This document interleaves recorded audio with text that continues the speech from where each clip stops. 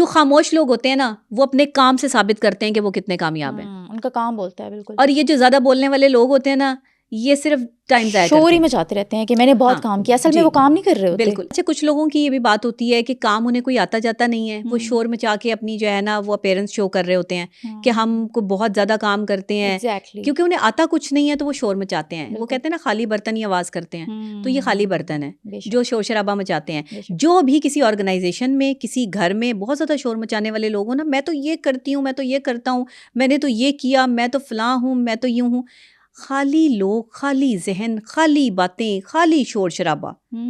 یہ شور شرابہ صرف وہاں پہ ہوگا جہاں پہ کچھ بھی نہیں ہوگا, کچھ بھی نہیں ہوگا, صفر ہوں گے لوگ.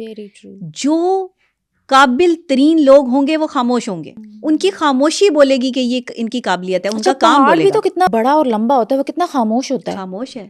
اور دیکھیں اس کی خاموشی جو ہے, اس کا سناٹا دیکھیں کہ رات کو آپ پہاڑ کی خاموشی نہیں سہ سکتے.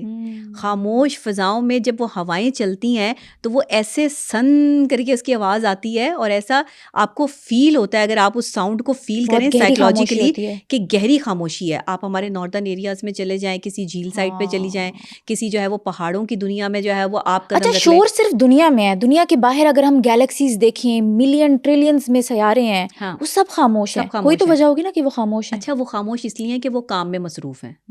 جو لوگ کام میں مصروف ہوتے ہیں نا وہ شور شرابہ نہیں ڈالتے, وہ خاموش ہوتے ہیں, وہ خاموشی سے اپنا کام کر رہے ہوتے ہیں. اور ایک دن ان کی کامیابی جو ہے شور شرابہ ڈال دیتی ہے کہ یہ کیا, یہ بندہ کہاں سے کہاں پہنچ گیا, یہ راتوں رات اس کو کیا ہو گیا. یہی ہوا لوگوں کے ساتھ, یہی ہوتا ہے کامیاب لوگوں کے ساتھ, اور یہی ہوتا آیا ہے.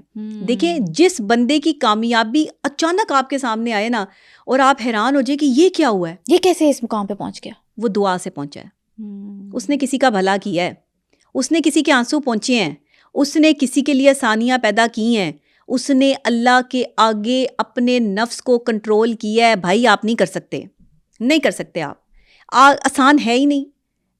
وہ لوگ 1% لوگ اپنے نفس پہ کام کرتے ہیں, اور جو لوگ اپنے نفس پہ کام کرتے ہیں وہ خاموشی سے اپنی کامیابی کی طرف بڑھتے ہیں. اچھا لوگ باتیں بھی سناتے ہیں, لوگ آپ کو غلط بھی کہتے ہیں, وہی لوگ کامیابی میں آپ کے جو ہے وہ آگے وہ کہتے ہیں نا کہ چل رہے ہوتے ہیں, پھر رہے ہوتے ہیں, میں اس کا دوست ہوں, میں اس کی جو ہے وہ رشتہ دار ہوں, میں یہ میرے فلانا لگتے ہیں, یہ میرے ساتھ تو ان کے بڑے اچھے تعلقات ہیں, میں تو ان کی جو ہے وہ. اچھا اس شخص کے ساتھ چاہے آپ نے بہت ہی برا کیا ہو, لیکن جب وہ کامیاب ہو جاتا ہے تو وہ آپ کا رشتہ دار ہو جاتا ہے. جب اس نے کامیابی اپنے بلبوتے پر اپنی خاموشی سے حاصل کی تو پھر وہ آپ کے لیے اہم ہو گیا. اور جب آپ اسے تنگ کر رہے تھے, غلط الفاظ استعمال کر رہے تھے, یا اس کی کامیابی کے درمیان میں آپ رکاوٹ تھے, تب آپ کو نہیں پتا تھا کہ آپ کیا کر رہے ہیں. یہ ہمارے یہاں کا المیہ بنتا جا رہا ہے, جو کہ میں یہ سمجھتی ہوں کہ بہت ہی غلط بات ہے. ایسا نہیں ہونا چاہیے. اس میں وہ کہتے ہیں نا کہ ہر ایک فرد سے سنو گے تم, ہر ایک فرد سے سنو گے تم داستاں ہماری, ہم وہ ہیں جو ہر محفل میں دہرائے جائیں گے. تو یہ جو محفل میں دہرانے کی بات ہے نا, یہ ایسے ہی نہیں ہوتا. دیکھیں قابلیت نظر آ جاتی ہے, بالکل قابلیت کو جو ہے وہ سامنے لانے کی ضرورت نہیں ہے. قابل آدمی جو ہے وہ اگر قابل ہے تو اس کی قابلیت کبھی نہ کبھی سامنے آ جائے گی. اس کے اندر جو ٹیلنٹ ہے وہ اس سے جو ہے وہ نکھرتا چلا جائے گا. لیکن اگر وہ لوگوں کو یہ بتائے گا, دیکھیں آپ کی نا چیزوں کو نظر لگ جاتی ہے, حسد ہو جاتی ہے, نظر کا شکار ہو جاتے ہیں. اکثر مجھ سے جو ہے نا وہ سوال کرتے ہیں کچھ پیشنٹس آ کے کہ ڈاکٹر صاحب یہ جو انگریز ہیں ان کو کیوں نہیں حسد لگتی, ان کو کیوں نہیں نظر لگتی, ان کے پاس اتنا پیسہ ہے, وہ تو اپنی کامیابی حاصل کر لیتے ہیں. حسد اور نظر سب کو لگتی ہے, کوئی انگریز ہے یا کوئی کچھ بھی ہے, لیکن کانسیپٹ اسلام دے رہا ہے. کانسیپٹ اسلام دے رہا ہے. امت محمدیہ جو ہے ہم ہیں, اور ہمیں پتہ ہونا چاہیے کہ ہمارے آقائے دو جہاں حضرت محمد مصطفیٰ صلی اللہ علیہ وآلہ وسلم پر بھی لوگوں نے ظلم کیے. اللہ نے دکھایا کہ ظلم اور زیادتی کے بعد صبر کا مقام آیا, خاموشی کا مقام آیا. کبھی کسی کو غلط نہیں کہا, کبھی کسی کو جو ہے وہ غلط الفاظ استعمال نہیں کیے. جنہوں نے پتھر مارے ان کو بھی دعا دی, جنہوں نے لہو لہان کیا ان کو بھی دعا دی, جنہوں نے کوڑا پھینکا ان کی بھی تیمارداری کی. یہ ہیں ہمارے وہ رول ماڈل جن سے ہمیں سیکھنا تھا.